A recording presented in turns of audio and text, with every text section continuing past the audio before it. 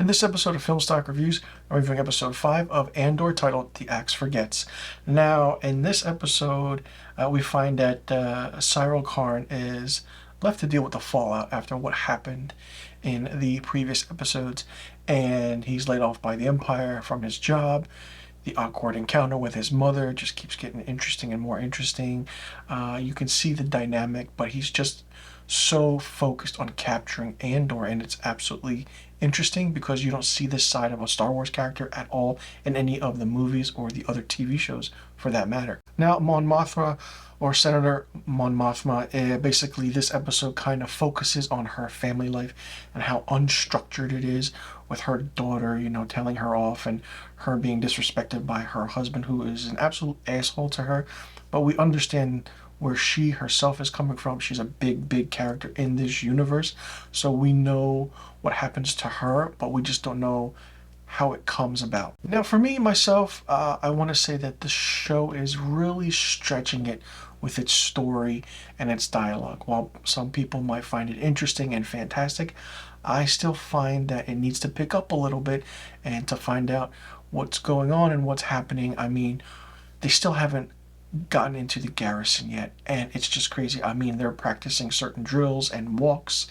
If this show was 8 episodes, they probably would not have gotten it done at all.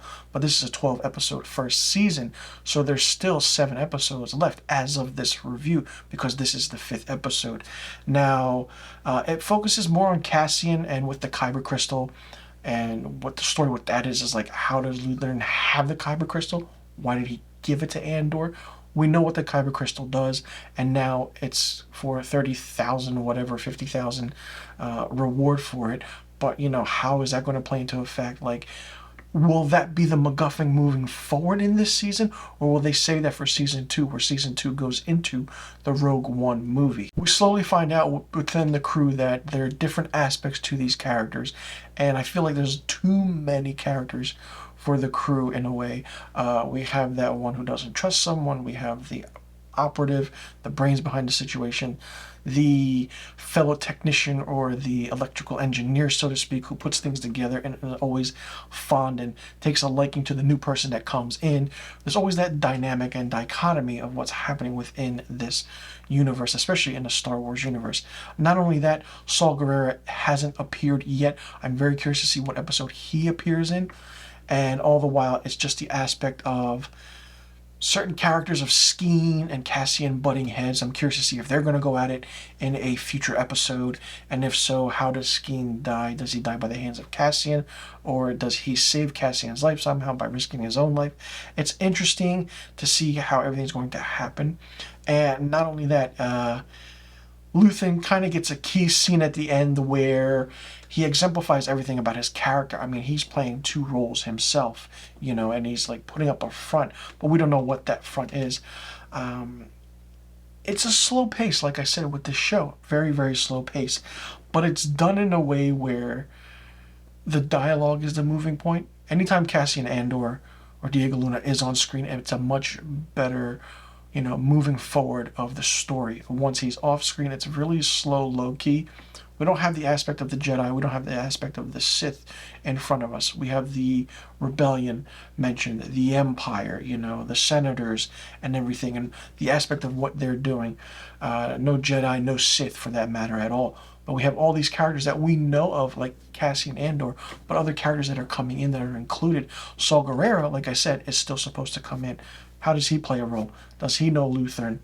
And does he know Cassian Andor? And I believe the biggest villain right now is Cyril. And does Cyril Karn come face to face with Cassian Andor? If he doesn't, what happens? I mean, he's so infatuated with capturing Andor, and he just, wants to do that good job. But we'll see what happens within the next few episodes. Like I said, it was a good episode, but it could have been better. The dragging out of them getting into the garrison is the main point. I'm curious to see in what upcoming episode they're just going to have a full-fledged episode dedicated to that, where they're going to steal this thing, what this one thing is. So hopefully it gets a little tiny bit better. Let me know in the comment section below what you thought about episode 5 of Andor. Did you like it? Did you not like it? What did you think of it? What did you think about the aspect of this story and dialogue? And do you think this show is moving too slowly? And what do you think is going to happen in the upcoming episodes?